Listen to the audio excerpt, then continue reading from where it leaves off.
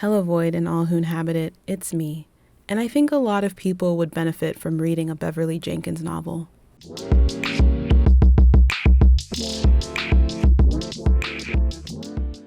I know, kind of ironic given I put so much emphasis on the importance of film and TV in my last video, but a book from Miss Bev really would fix some of you. And I say this as someone who famously does not enjoy historical fiction, most especially in film and TV. So much of it is set in or fantastical reimaginings of the same 3 time periods from the same small area of the world, at least in Western media, that it hasn't traditionally been interesting to me. However, a recent hit show set in the early 19th century has deeply captivated my attention. I am, of course, talking about Dona Beija, a Brazilian telenovela set in 1820s Araxá. I started watching this show, well, because I thought it was going to be in Spanish and necesito practicar mi español, you know what I mean? But also, there's 2 darker-skinned black men on the poster, and I needed to know why. From the moment my interest was piqued, I was catching on to a pattern in historically set fiction that is exemplified early in the show through the characters Paulo and Ceci. When we first meet Paulo, his wife Ceci is washing his feet while they discuss their son's impending engagement to Beija. At a point in this conversation, Paulo says, "Do you think I would have fought for the right to marry a white woman, much less one without a dowry, if I didn't love her?" There's a lot to pull from this, especially when you learn why Ceci didn't have a dowry, but in the interest of staying focused, there's just 2 things I want to draw our attention to. Firstly, Paulo sees marrying a white woman as something worth fighting for. Transparently, it's a way for him to move up in society. The only thing worse than being low class is being black, because social advancement and mobility is dependent on your relation to whiteness, and as a black person, you are the furthest from accessing that.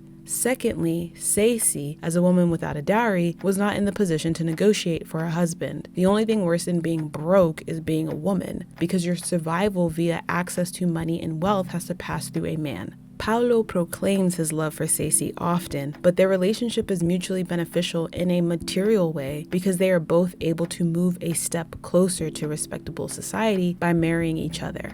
Family dramas, irrespective of time period, often follow characters interested in gaining, maintaining, or destroying a hold on power. Historically set stories with romance plots often then transplant that power play onto interpersonal relationships, specifically marriages. In recent years, we've received more historically set stories that seek to empower populations that previously would have been excluded or diminished by reimagining their agency and access to power. One outcome from this pivot is that historical dramas with more expansive explorations of societal power often show this expansion bleeding into more expansive romantic relationships as well. Whether the characters are making an intentional decision towards societal advancement or the restrictions of their positionality opens up unconventional avenues, white women and black men partner fairly frequently in reimagined historical fiction. Paulo and Ceci's marriage isn't just a crystallization of a familiar relationship dynamic in historical fictions, it is also a specific representation of who is a step away from the top.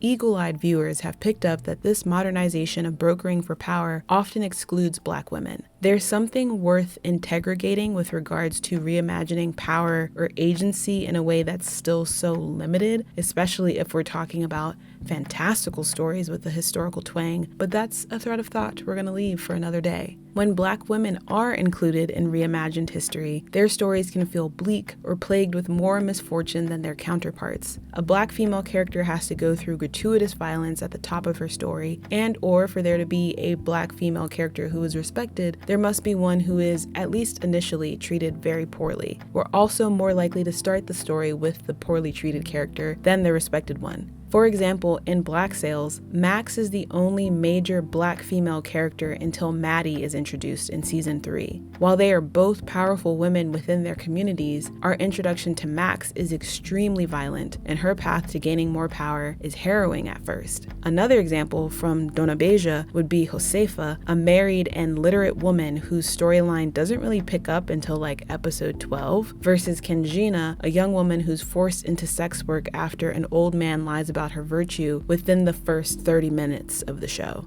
Granted, both of these examples are from dramas very much interested in exchanges of power within the historical context in which they are set. There's an acknowledgement that the isms are real and have an impact on our characters. A little bit of misogynoir is inevitable, I guess. But what about a show that is a romance first and a drama second? If every season is a fairy tale or a diet Shakespearean comedy, shouldn't it be easier to fold in a diverse range of women? Bridgerton is a similar attempt at a disruption of power and agency norms within historical fiction, but with even less claim to historical accuracy. It's a fantasy, a romantic one. As such, the show strives to place culturally conscious additions into the narrative by way of its characters. We're not changing the events of history, we are simply reimagining the players. I'd argue that these inclusion efforts should seep into the care placed into marketing, costume, hair, and makeup, as exhibited most glaringly through the treatment of Simone Ashley as Kate. However, any considerations towards cultural consciousness can only occur if the characters exist in the first place, leading to the complaint from some viewers that there aren't enough Black women in the show, specifically ones available as love interests. It's at this point where, if you are inclined, you might be itching to blame Shonda Rhimes, but I'll remind you that she doesn't write for Bridgerton. Queen Charlotte, which she wrote in its entirety, is technically a different show, but I digress. A taint, more than a taint, like a hearty handful of the conversation around Bridgerton's casting decisions for love interest feels a bit like the comment section under a white boy's thirst-trapping TikTok, wherein there are many a young queen asking, "Do you like black girls?" My immediate reaction is to shout from the hilltops, uncleave yourself from the clutches of the white man. I'm not gonna lie. This is a safe space. This is not a safe space. But, and this is a big but, okay? I also understand that such a sentiment isn't rooted in a desire to specifically partner with a white man, at least not all the time. The girls and young women in Henley's comments are looking for validation via also being seen as worth dating, as a viable partner option, as someone who could be desired by someone who is desirable themselves. Black young women want confirmation that they exist in society as equal participants. Going further, the want to carve a space into stories like Bridgerton isn't because the girls are going goo-goo for Benedict.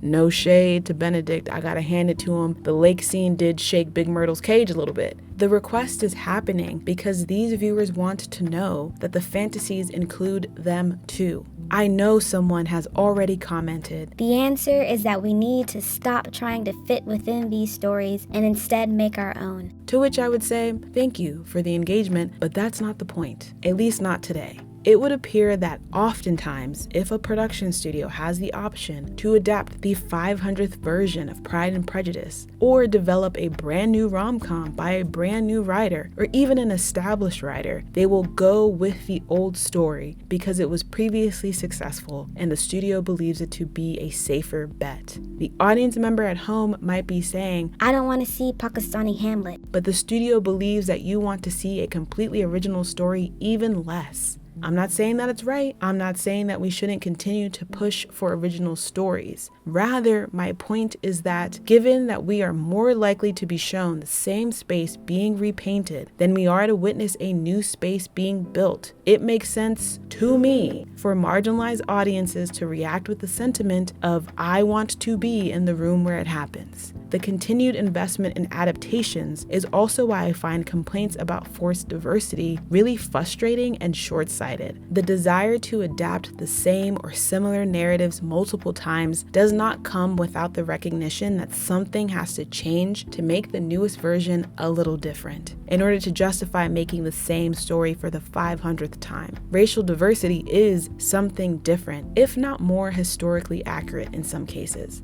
If you aren't disturbed by ancient Romans speaking with British accents, or women across time always having hairless armpits, it's worth questioning why the suspension of disbelief suddenly stops at race bending or racial inclusion. Your atrophied imagination struggling to comprehend Watson as an Asian woman is not my fault.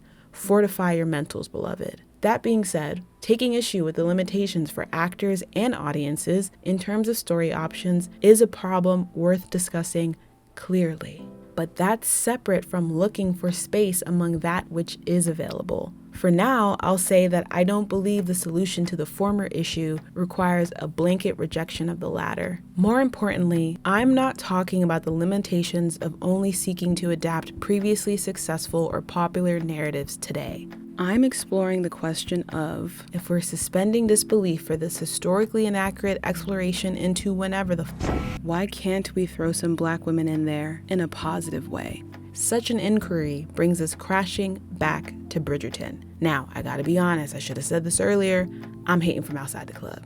I've only watched the first season in totality. Mama, sorry. But as mentioned earlier, I've noticed that there are complaints regarding Black women's representation on the show, specifically the romantic opportunities for the single women. Folks seemingly have moved past putting Queen Charlotte through racial math equations. No one is really pointing out how the Monriches are another iteration of a familiar trope among Black couples across media. And I'm not sure if anyone remembers Marina, but I do.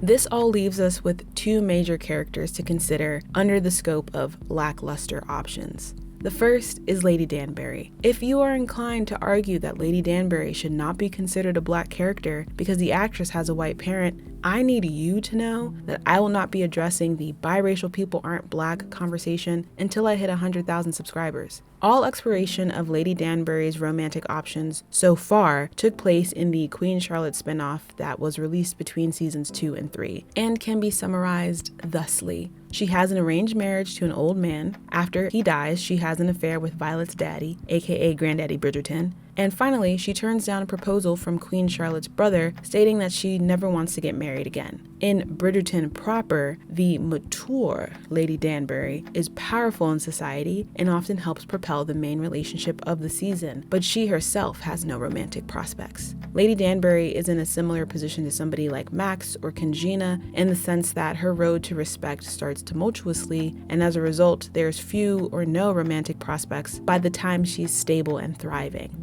However, Lady Danbury also serves as a representation of how women of the time might have been able to gain societal or political power. In this regard, she's also very similar to Beja and Isabel from The Seduction. All three end up tied to old men when they are young. It is only with the death of that old man that they fully regain their agency and begin to build something of their own. It is also abundantly clear that these three see the fastest way to lose their independence as a single rich woman is to marry a new man, so they avoid doing this at all costs. The thing about Bridgerton that I notice a lot of people struggling with during season 4 is that the restrictions of class and gender still heavily impact the story. The show is kinda race blind, but there's still many time period specific societal boundaries that have to exist, or this show could be set in modern day. Eloise's aversion to marriage is a loud and regular reminder that shit ain't all peaches and cream. Speaking of Eloise, I don't know if Lady Danbury has many or any scenes with her, but I think it's interesting to have two female characters in the same show who understand marriage to be a restriction on their agency and the different ways these characters navigate avoiding that restriction. Especially given that Eloise's path will eventually lead to her getting married and Lady Danbury is sans biche. In fact, the contrast in their trajectories, at least where we are at the end of season 4, leads me to ask, what is it that people are looking for when they claim to want more romance for the Black women in this show?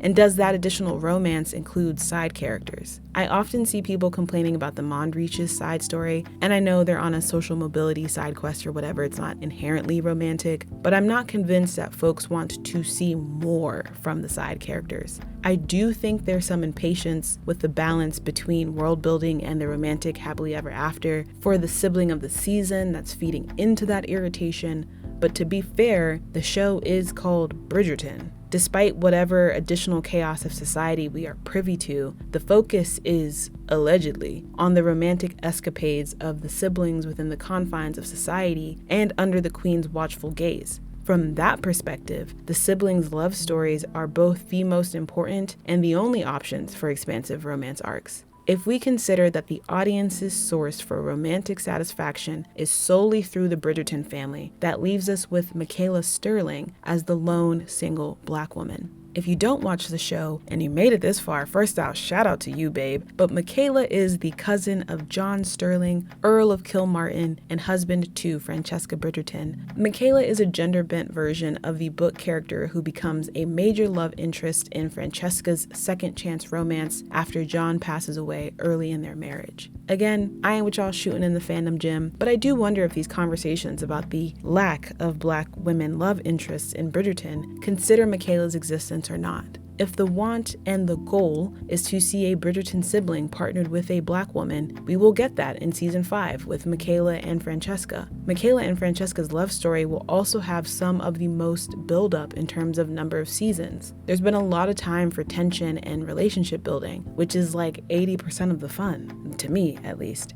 I saw a bit of excitement about a girl that Gregory expresses interest in at the end of season 4, but given that we don't know if she's Lucy, it's a premature celebration that feels a bit lesbophobic and dismissive of Michaela's existence and impending love story. The same narrow-mindedness that leads to Black women, and particularly more deeply melanated Black women, being hard to find in shows like this, also leads to queer people being hard to find, least of all in happy, loving endings. Michaela is a rare and treasured chance to see both. There are some viewers that need to unpack why whatever it is they're looking to see from this show placed onto a Black woman doesn't seem to count if that expression of love and care is coming from another woman. This is a bit of a tangent, but I've noticed more and more, in particular when it comes to romance fiction, but just in general, there's this emphasis and dependence on a first-person experience for understanding media, both literally, as in the most popular books are written in first person, and figuratively, in the sense that audiences are struggling to enjoy a story if they cannot be placed in the character's shoes. The use of passive voice is intentional here. There's a growing inability or unwillingness to take the step as the viewer to find connection with characters beyond liking narratives that are an exact fit for a predetermined headcanon.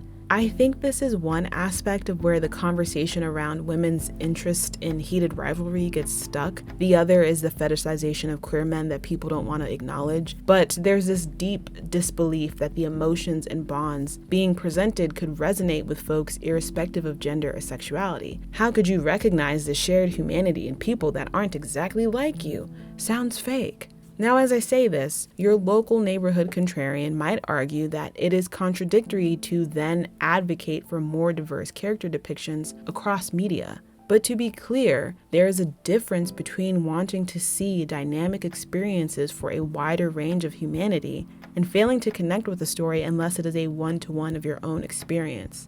In many cases, the latter is a consequence of our media landscape being severely deficient in the former. People are lacking in empathy and sympathy and compassion because they are narrowing their scope of understanding to a pinpoint. Anything that can blow that open is welcome in my book, even better if it's gay.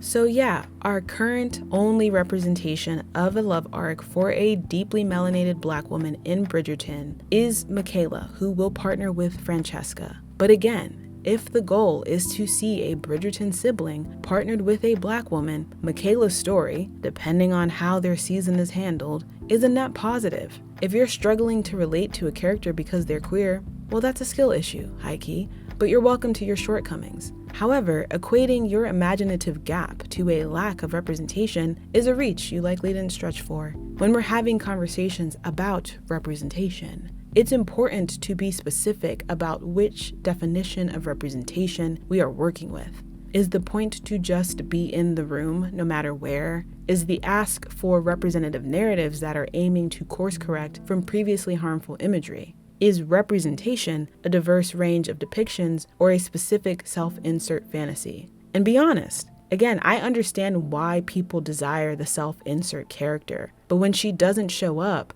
I think our examination about what is presented can be more dynamic than there isn't enough representation. What kind of representation would be enough? The exploration of power dynamics in historical fiction and modernized reinterpretations of the past can often leave Black women excluded or navigating uniquely perilous conditions that take all the escapism out of a piece of media. Absolutely. But the narratives that move away from that aren't going to look just one way.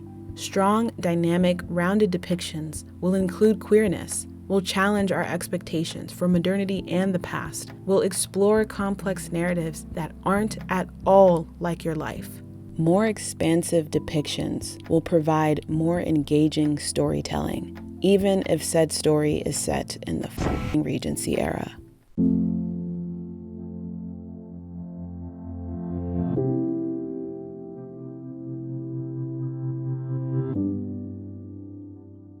If you made it to the end, thank you for making it to the end. If you're watching early from Patreon, thank you for your support of the channel.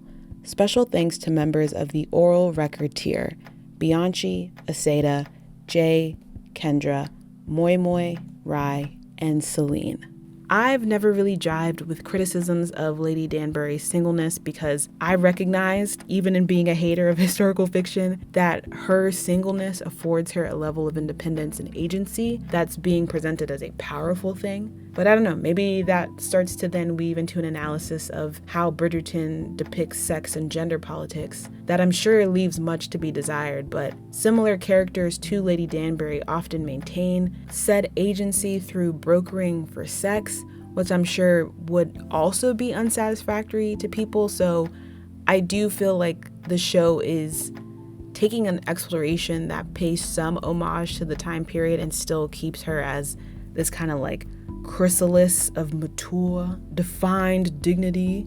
Not that you can't be mature, defined dignity and also be a sex worker, but people are struggling with the time period restrictions as it is. I don't know if throwing that in would make it any better. Well, there is what is her name? The lady at the dress shop, the Matisse, is that how it's called? And then there's also that club that Benedict used to go to where he was having threesomes and stuff. So yeah, I think there's maybe a big gap in how the show is presenting and exploring dynamic sex politic that would make the show unable to make Lady Danbury somebody like Beja or Isabel to begin with. But anyway, I barely go here, girl. I'm just spitting. I'm only coming back for the sapphics, to be quite honest with you. And it's more of a auditing situation than a full attendance, you know what I mean? But what about you? Are you still watching Bridgerton? Are you excited for season 5? Are you upset that Eloise is not the queer one? I saw a lot of that conversation as well, and I'm staying away from that, mama. Let me know your thoughts, as always. I don't know what we're talking about next, but I'm excited to figure it out. Until then, stay safe. I'll catch you in the next echo chamber.